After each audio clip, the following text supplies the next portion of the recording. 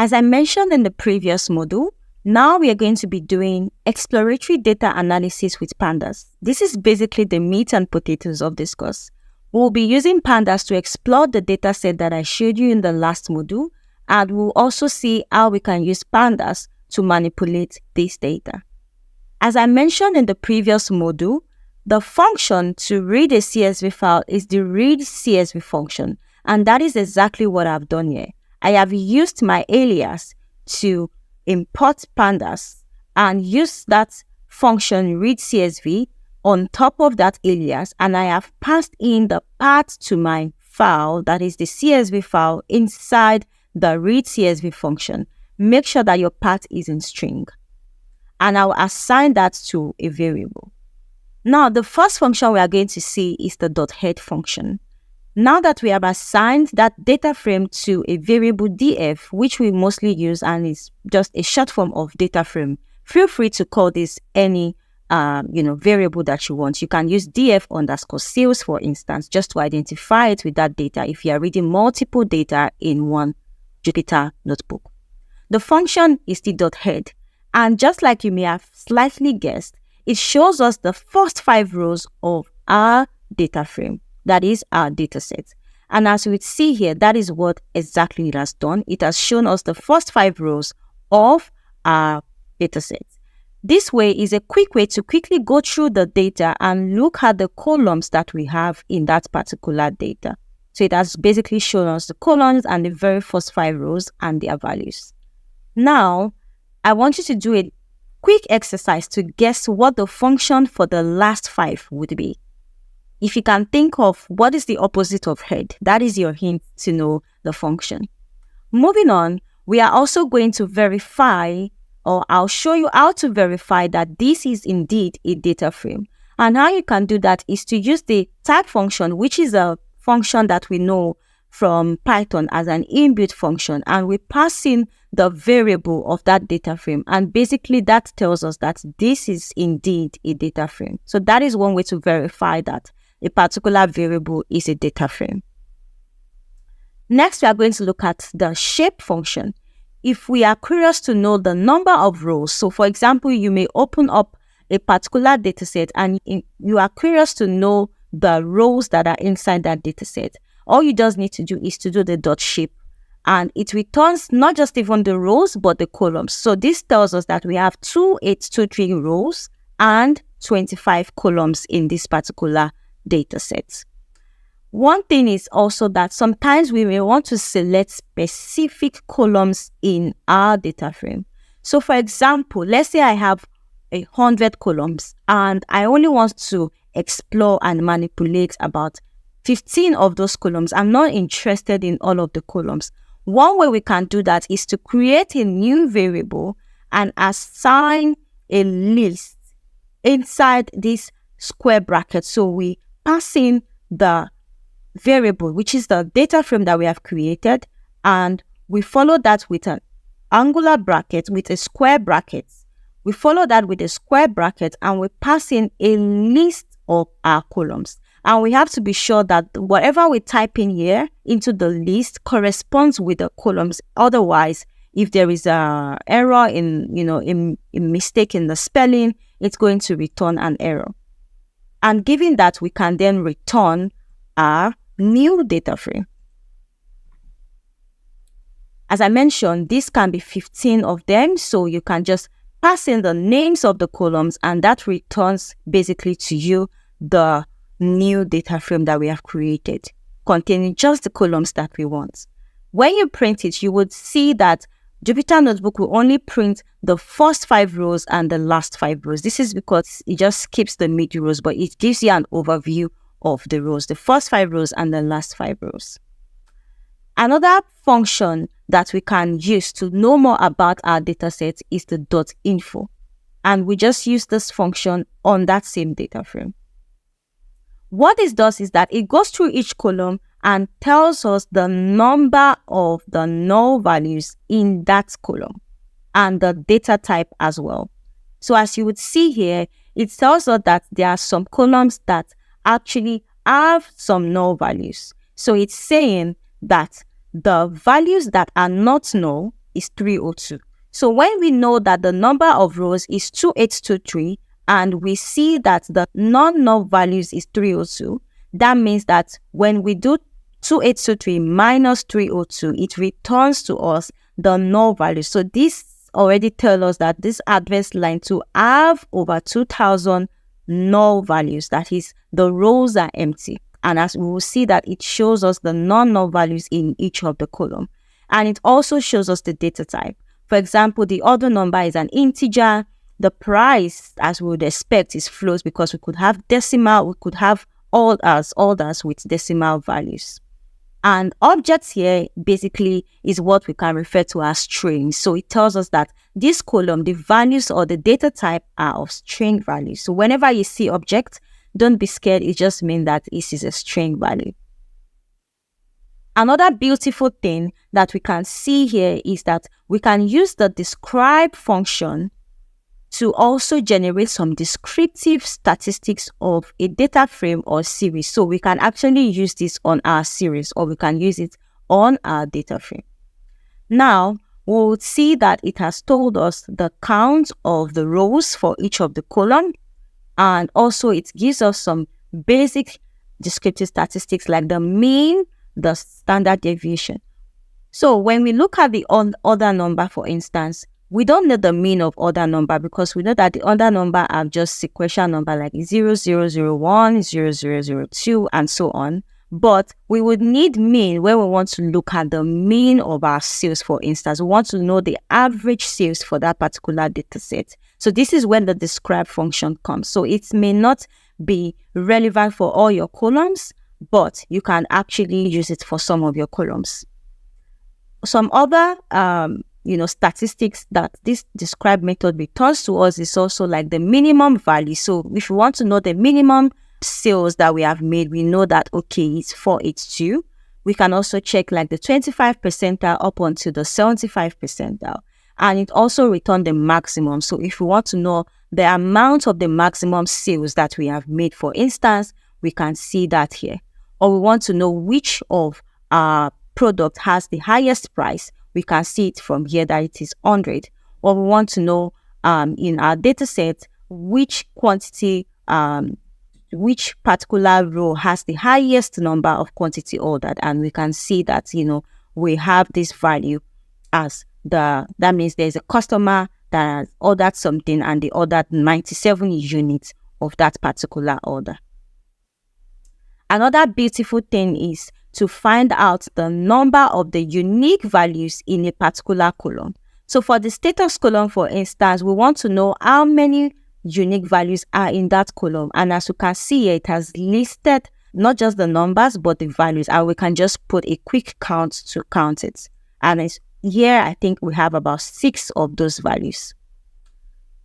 Now, the describe method that I've shown here has been used on the entire data frame, but we can also extend that to a particular column. And as you may have guessed, that is a series. So a particular column is basically a series. There are some functions that you cannot perform on a data frame that you can actually perform on a series. For example, we cannot do df.min because we have many columns, but we can actually select a column and do the describe or some other mathematical functions, because this returns a series to us, and it is basically a way to just show us what a series looks like and how we can call the describe function on a series. Now, as we see here, when we put the describe function on a series, this particular series is a categorical column. That is, it is divided into categories. It is not like our sales where we have different numbers, because sales are the amount that was paid when that sales was made. But for the status, because it is categorized, we can see that the describe function returns a set of different results. So as we see, it tells us how many of the rows has values, 2823, the unique values. And as we see here is 1, 2, 3, 4, 5, 6. 6 of them. And it tells us how many of which of the value is actually the top. So which one has appeared most frequently in this column? And the shift value is the one that has appeared frequently. And it tells us the number, that is the number of times that it has appeared. That is 2617 out of 2823. Hello there. If you have enjoyed this course so far, kindly support me and subscribe to my YouTube channel.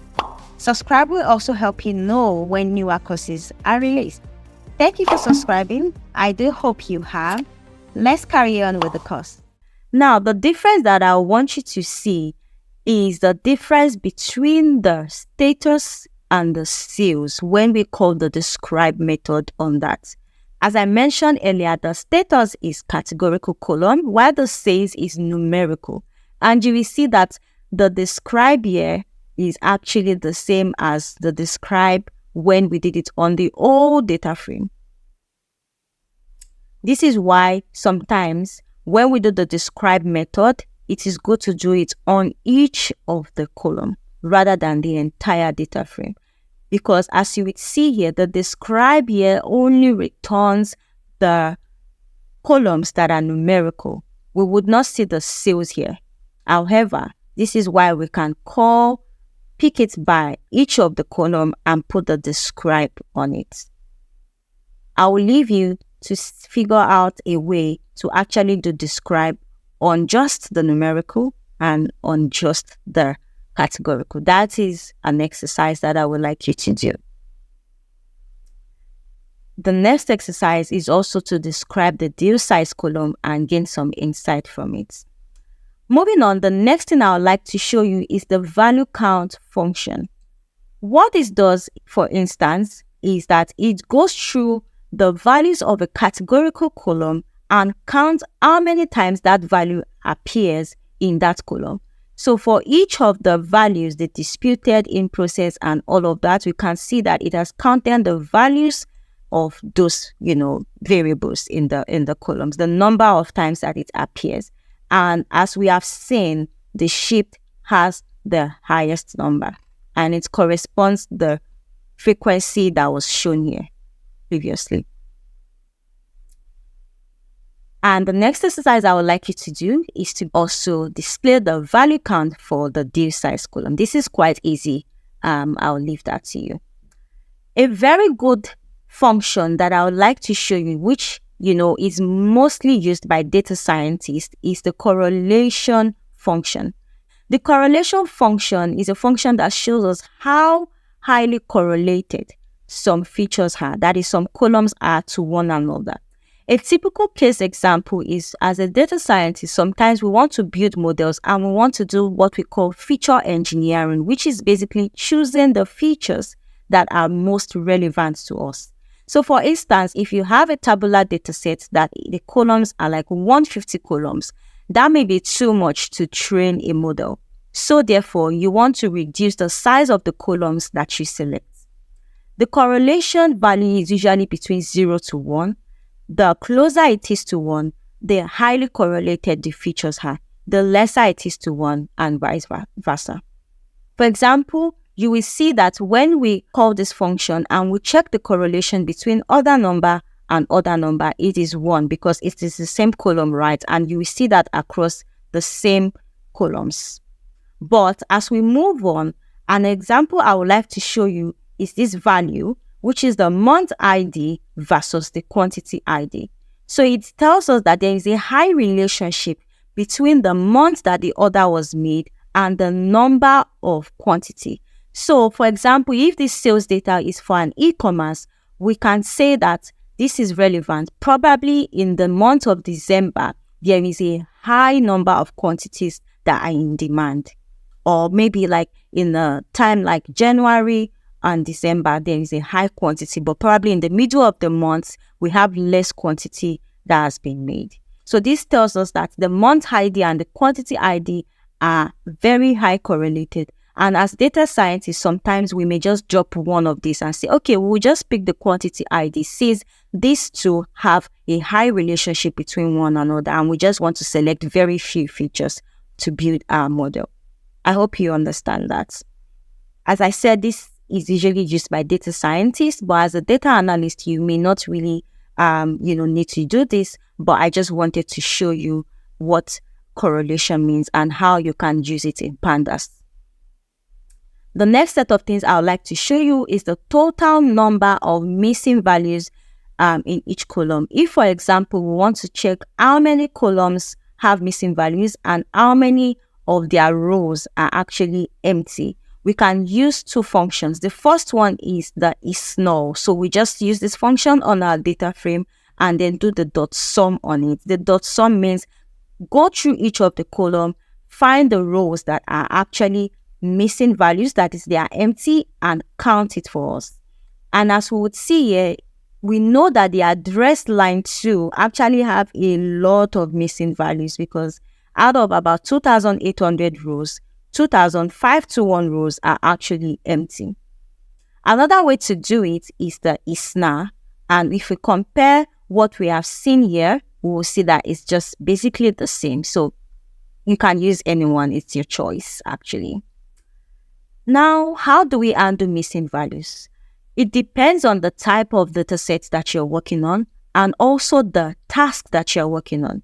Sometimes we can drop the missing values, but we know that in this instance, if we decide to drop the missing rows here, it means that we are dropping about 2,521 rows out of 2,800. Then we are left with about 300 rows, which means that our dataset is not significantly reduced.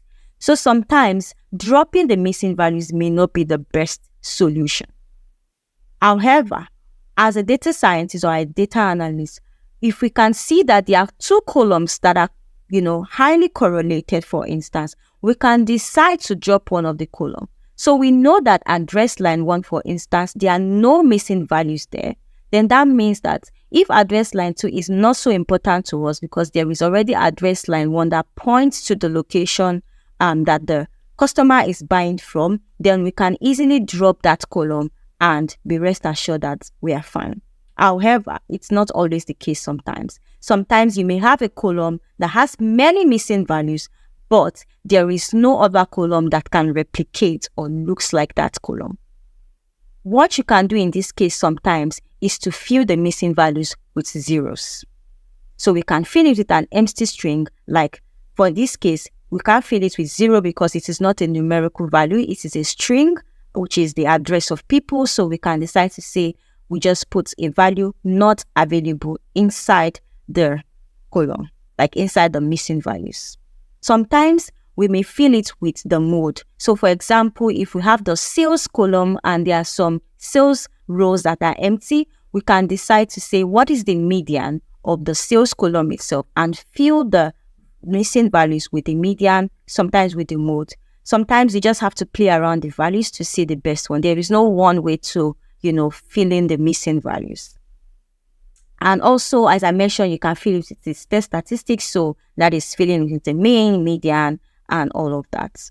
We can also utilize the path function to actually fill the values forward or, fill the values backward. That is, use the previous values that have been before it to fill the value or use the values after it to fill the missing values. Now, if, for example, we want to drop the rows, so let's say in our data set, we have maybe just 5 rows across the columns that are empty. In that case, we can easily drop them and know that it's not going to have a significant effect on our entire data set.